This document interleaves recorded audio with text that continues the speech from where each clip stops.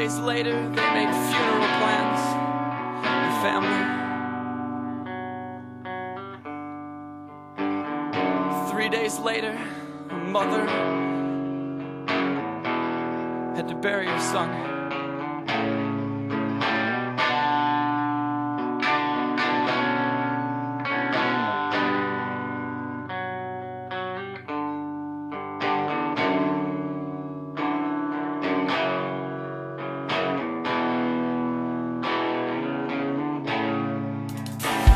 Not far away, the shooter holed up in a hotel near to the highway with a friend and the gun. That same gun.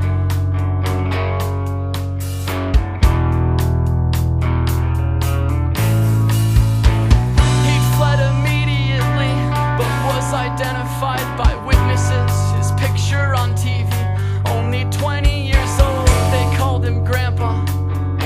He was older than the others by a year, maybe two, and he was safe for a while until somebody saw him there.